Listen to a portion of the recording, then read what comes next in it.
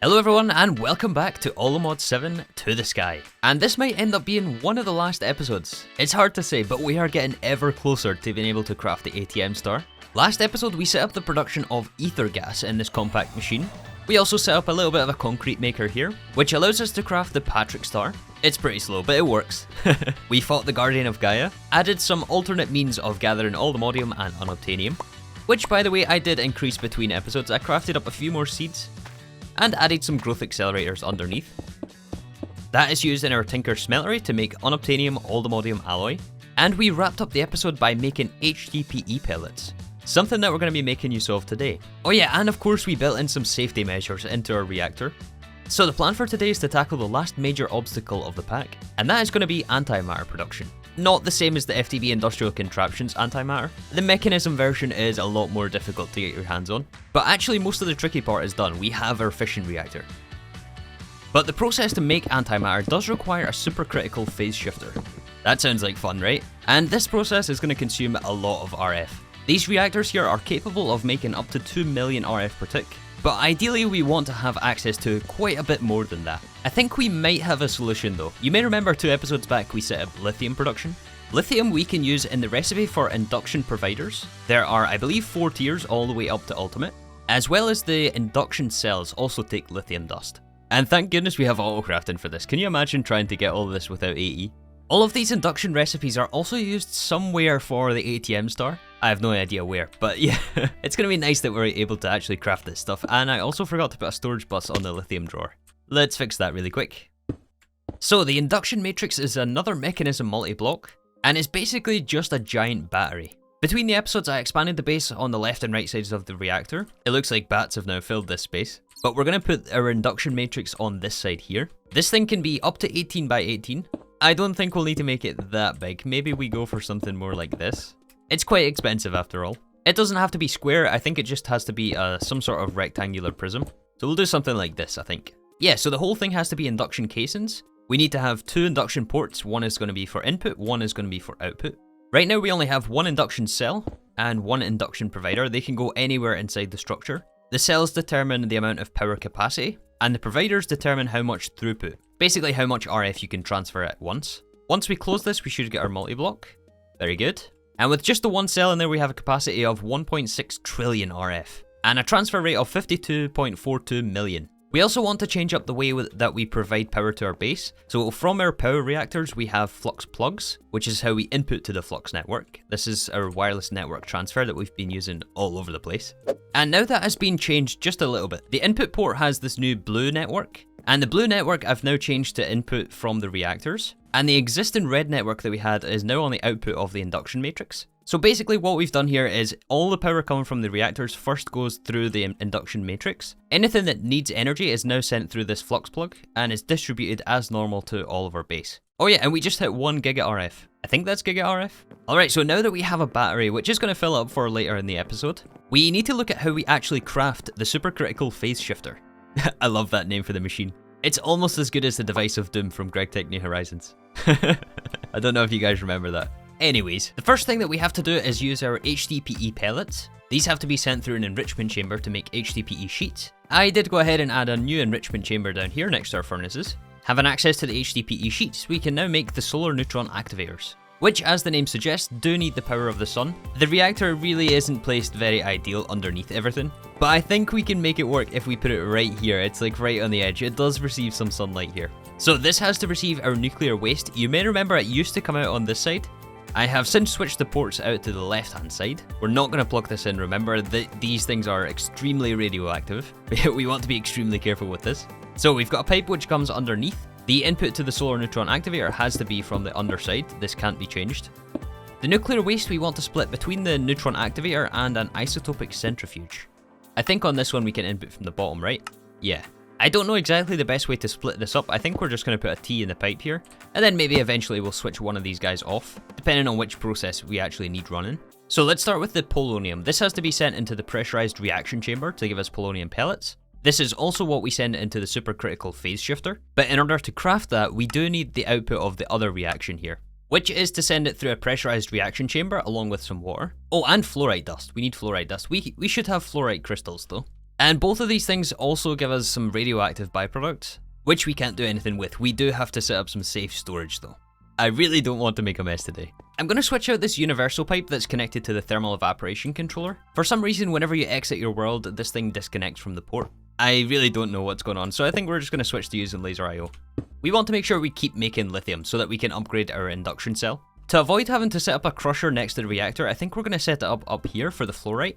Laser on the back, energy card, item insert, and filter in fluorite. The fluorite crystals we can request from this interface here, which by the way we do get from our 7 process somewhere. I think it's gravel. We store the output in a drawer underneath and link the 2 lasers together. That should make it a lot more simple down there. We can just input the fluorite dust rather than having to do the crystals and crushing them on site.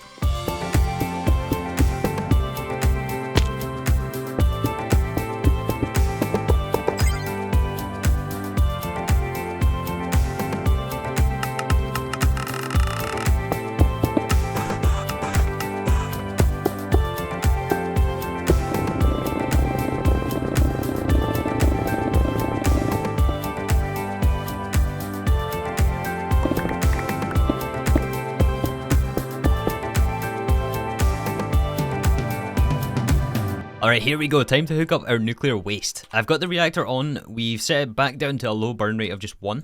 I mean, it's not going to matter, if things leak out then we're basically toast anyway. I'm pretty sure everything is connected up there though. Let's do it. Now then, is it going into the appropriate machines? It looks like it is, okay. So yeah, some of it is ending up in the isotopic centrifuge, making us plutonium. Some of it in the solar neutron activator, making us polonium. Or maybe not. Oh no, it is. It's definitely in this tube here. The question is, why is it not going into the chemical tank? Hello. Oh yeah, these are actually radioactive, so we need the waste barrels here and not chemical tanks. Alright, so we switched both of these out now. They're then going to go into the pressurized reaction chamber. We give it water and fluorite from a laser underneath, and that is connected up to an interface somewhere in the middle here, with the extra laser here. Yep, there we go. I think we're safe to handle these, because it doesn't say that it's radioactive in the tooltip, but I don't know if I want to take the chance. We're going to output these to a drawer, and on this side we should be getting plutonium. It's the same process, water plus fluorite dust, which we can also store in a drawer here. I want to link these to a storage controller. We're going to put this underneath, and we'll take advantage of the fact that it doesn't actually need to be touching to connect to the drawer network, and we'll output these machines to the front, and lock the drawers, and that way we can also put a storage bus on the storage controller, which should mean that we have access to this in applied energistics, which we do. We can see our plutonium and polonium, yes. Yeah, so you may also have noticed these radioactive barrels underneath. This is for the secondary byproduct that I was talking about out of the pressurized reaction chambers. We also get spent nuclear waste. There is no uses for this thing, we can't do anything with it other than store it. So we just have some bulk storage underneath here, and we'll expand if we need to, although I think this is going to be enough, to be honest. Yeah, all of these are empty. I don't know which barrel it went into. Oh, there it is. It's a random barrel in the middle here. We have 22 millibuckets. And these things can hold thousands, so yeah, we're going to be perfectly fine with this amount. So now we can make the SPS, right? Well, not exactly. You see, in all the time we've had this... Wait. I just realised we don't have wireless charging anymore. I don't know what caught the corner of my eye there with the jetpack, but that could have been bad. We could have fallen into the void.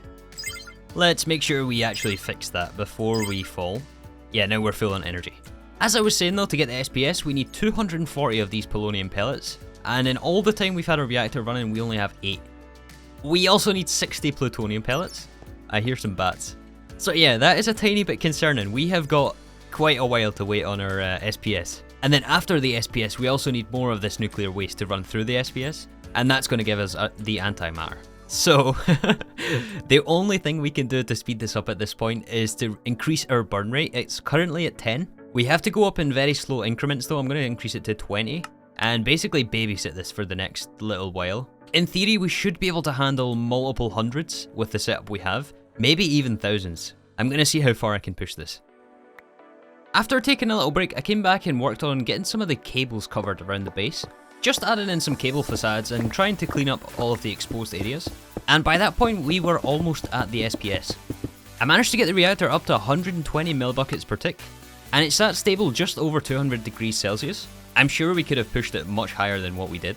But honestly, the rate of polonium the way we had it was just fine, at least to get enough for the SPS itself.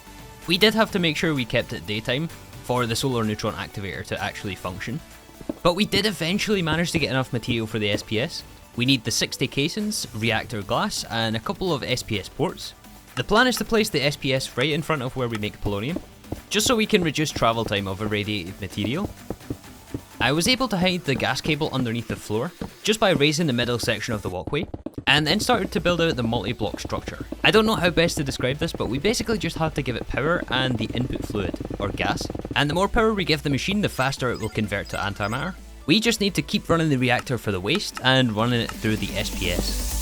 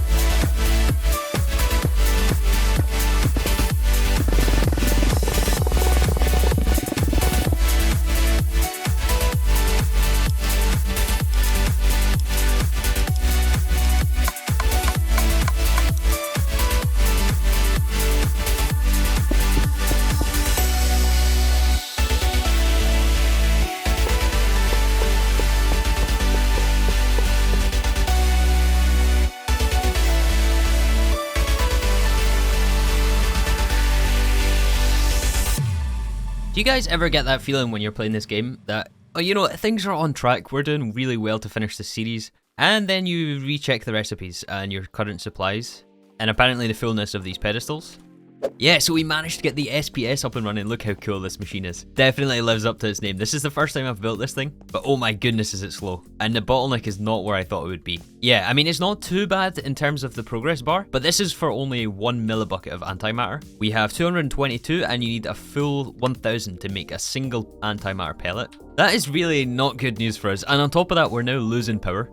I also kind of got a bit scared double checking the recipes for the ATM Star today.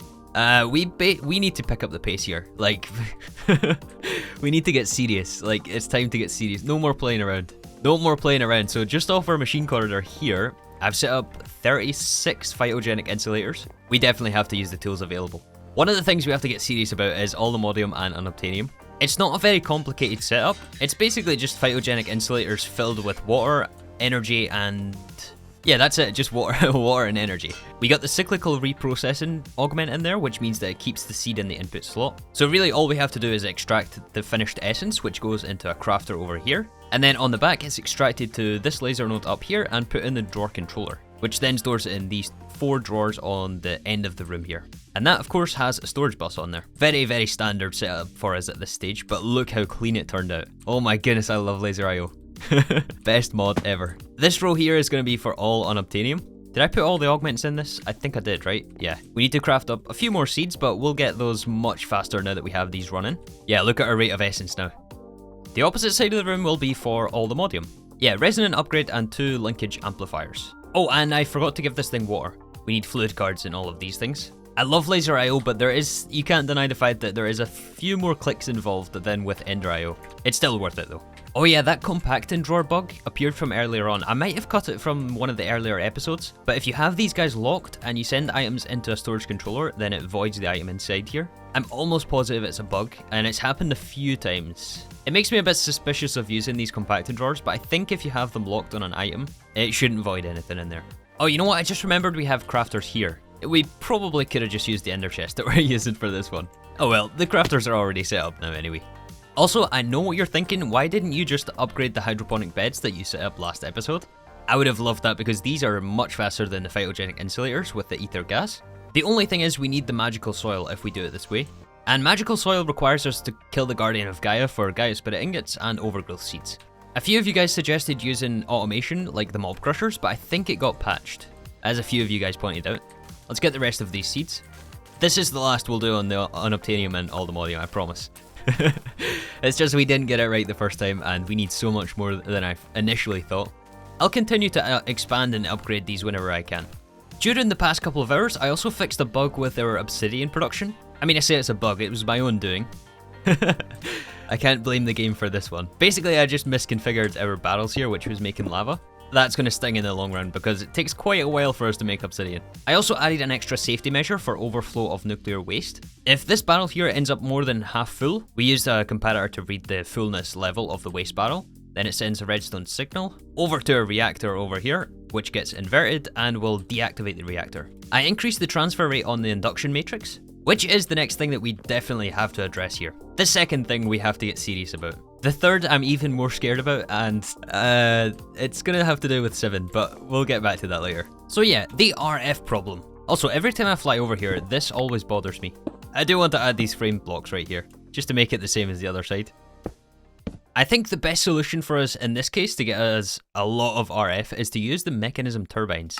Honestly, I don't really know what I'm doing with this, and there is of course risk of explosion when we start messing with this stuff again, but that might make it a bit more fun. So I'm assuming we just need the rotor, the turbine, the casing, a valve, and a vent. Yeah, it looks cheap enough, it's just a bunch of steel and osmium. We'll start with like, I don't know, 1400 casing. Who knows if that's going to be enough, I'm just guessing here. But what we can do here is actually make use of the steam that we get out of our boiler. Right now we're just trashing it all, but the steam I believe we can use to power the turbine, and that will give us millions of RF.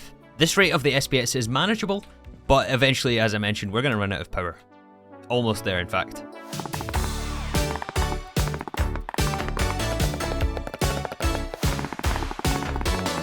Alright, so just behind the reactor here, we've got space here for 3 Mekanism turbines. I'm not exactly sure what the ideal ratio of turbines to boilers looks like. I think it probably depends on the burn rate, right? But we can figure that out as we go. So these are 15 by 15 squares and 18 blocks tall.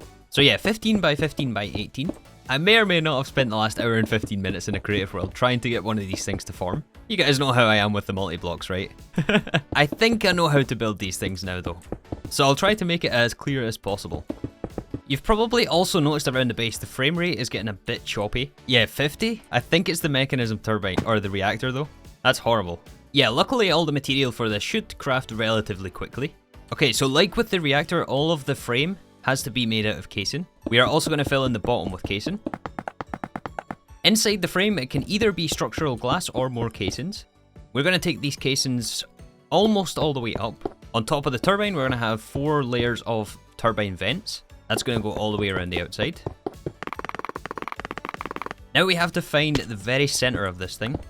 And here we'll place 12 turbine rotors. We can add our turbine blades all the way up. It should just automatically fill. On top of this, we need a rotational complex. I forgot about this part. This is what caps the turbine. And then surrounding the complex, we want a layer of pressure dispersers. This should touch the bottom layer of the turbine vents on the outside.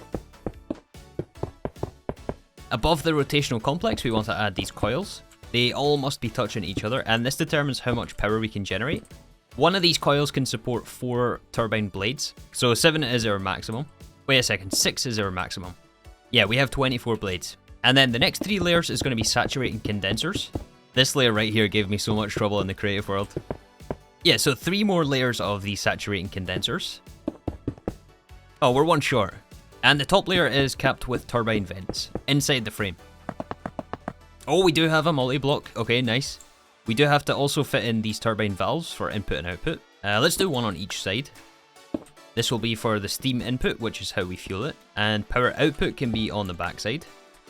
Alright, nice. Does it tell us our max capacity? Max production is 41 million. Somehow I don't think we're going to reach that amount though. We have to definitely increase our burn rate if we want to get that much out of it. We'll see though, we'll see. So basically now we just have to connect it up to steam, which is right here.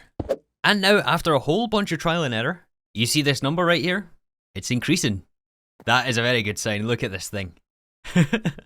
It's going crazy. We're getting 15 million RF per tick. So yeah, I just basically hooked up a straight line here, almost straight line, of pressurized tube to connect the steam from the boiler. And I've been trying to push the burn rate quite a bit. We're at 220, so double what we had before. It seems to be stable enough. We're stable on our sodium here. We're actually not using the first thermoelectric boiler, which tells me we can go way, way higher than what we currently have. The second boiler seems stable enough. It's been running for like the past 30 minutes, so I think I trust it at this point. The SPS here is going crazy. This is just chewing through polonium now. It's awesome. We still don't have our first pellet though, unfortunately. It's going to take some time. We're at 744, 745, 746. It's really not such a bad rate, honestly.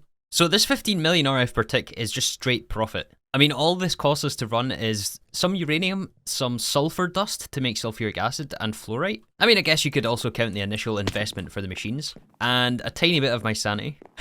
We went way overkill with this. There is no need to do sodium cooling for this. If you guys are playing this pack as well, just do it the easy way, just go for water cooling. It's going to be so much more simple, but I guess we are making the equivalent of 30 of these power reactors now. That does feel pretty good, I'm not going to lie. Something which doesn't feel quite as good though, is this number. I hooked up a dummy recipe for the ATM Star, and also made a recount on how many we would need. It's now actually 18 if we want to go for 100% completion. Oh my goodness, look at this. 9.5 million uranium. And you know what, that might not even be the biggest shock we're going to get today. Once we drop these recipes in, oh boy. Oh boy. Uh-oh. 37 million gold short, 38 million netherite scrap, and yeah, 9.5 uranium. So yeah, how do we tackle this? Like what, I don't even know. It has to be through the sieves, right? Like there's no other way to get that amount of quantity. I mean, maybe mystical agriculture for the gold, but I think honestly if we scale the sieves enough, it should be enough to give us the gold. The netherite is a bit of a tricky one because netherite comes from 7 netherrack, I think. Netherrack we can get from EMC, although I don't really, you guys know how I feel about EMC. There is also the igneous extruder to get netherrack, which is actually how we're getting it here, although we do only have 1. And 1 it clearly is not going to be enough. We're going to be here all year. The uranium, on the other hand, is made from endstone, right? No, sand.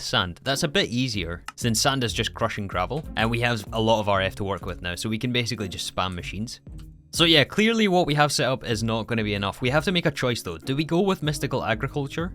Where am I? Oh, I'm here. Do we go with mystical agriculture, or do we expand our sieve setups?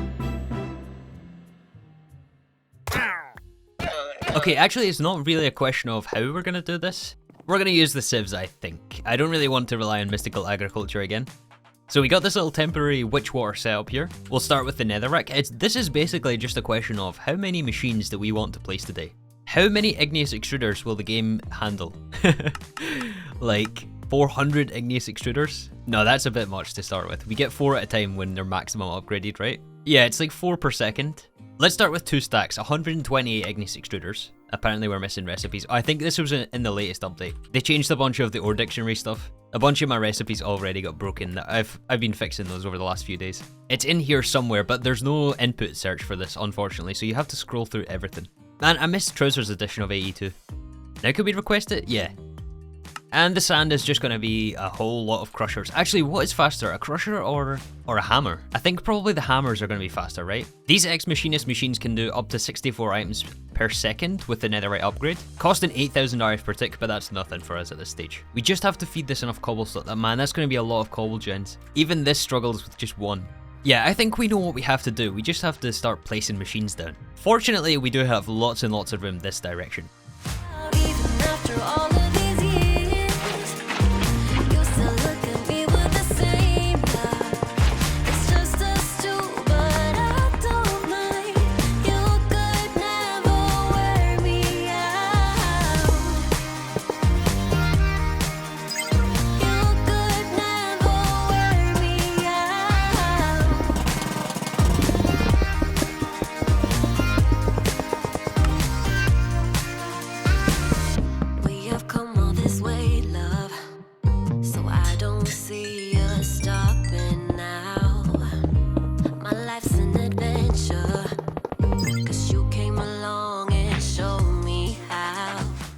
Alright, so before I show you these setups, just remember that this can all be avoided if we use EMC.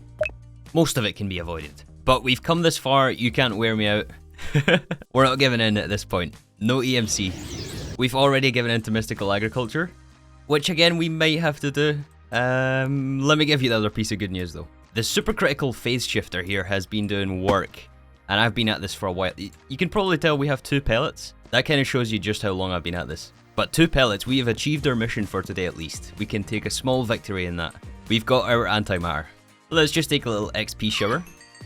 We should be able to get all Fortune 8 on all of the meshes for the sieves. So, yeah. This is a bit ridiculous, don't you think? And it's almost the same amount of ridiculousness on this side. It looks awesome though, look at this. I'm not exactly sure how many igneous extruders this is. This is what, 5 by 4? No, it's 5 by 5 by 4. All of which make netherrack. That's passed along to some flux hammers, which gets passed into the sieves with Fortune 8 meshes. Everything except the netherite and gold is trashed. Gold ends up in the compactors to be turned into raw gold. The netherite goes to this ender chest here, netherite scrap, which is then sent into this ender chest and joins the existing drawer network for netherite 7. The gold, on the other hand, is first buffered in all of these netherite chests after the compactors. And then just underneath here, we have a bunch of enrichment chambers just to turn them all into dust. I know that we have ore processing set up, but this is way too slow. And it's easier just to double it with the enrichment chambers. Like, look at this. That is a ridiculous amount of gold generation, and all of them are basically like that. Oh, it's awesome. Way more satisfying than placing an energy condenser. You might have actually noticed that I was encoding the recipe for it. I was so close to actually crafting one of those things.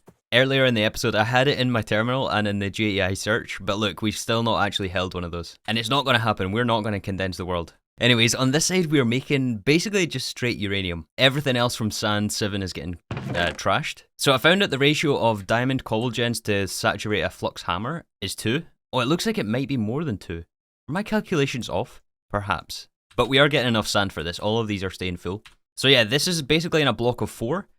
It's 2 cobble gens and then 2 flux hammers to turn cobble to gravel, gravel to sand. That's buffered in the chest, and then the laser brings it into this laser connector, and that distributes it into all of the sieves here. We give it power with the energy pipes on top, and then the extra cobble gen is extracted via this pipe right here. It does look pretty awesome from above, right? It looks kind of crazy. Yeah, I think it was this grouping of sieves that I added last, so these need the fortune sieves, or the fortune meshes. All of them, of course, have the netherite upgrade in there. And yeah, similar to the way we done the gold on the opposite side, the uranium after it gets compacted here, maybe we have to add some more compactors. Maybe with adding those fortune upgrades. It's close. We might have to add a few more. I'm going to be doing some tweaking with this after the episode ends. Anyways, the raw uranium after it goes to the chest goes to the drawer.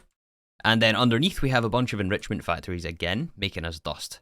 So this is technically the third way we get uranium. We have the enrichment chambers, we're doing the full ore processing system with sulfuric acid, and we have a secondary sieve setup, which is, I guess, our original. Unfortunately, I have some bad news to finish the episode. Yeah, I forgot about in the recipe for the star, we need 18, right? There's also 500,000 emeralds we're short. How much netherite were we at before? Was it 39 million we were missing? 38 million netherite scrap, and yeah, 9.5 uranium. We're now missing 37 million, and it's been quite a few hours actually, so maybe we have to keep buffing this a bit more. We may have to add some more sieves and igneous extruders yet. But we are going to figure all of that out next episode. That is a future 3 problem. We may actually just try to rush 1 star. I'm sure that we have the resources for at least 1. Anyways, thank you guys so much for watching, and I'll see you all in the next episode.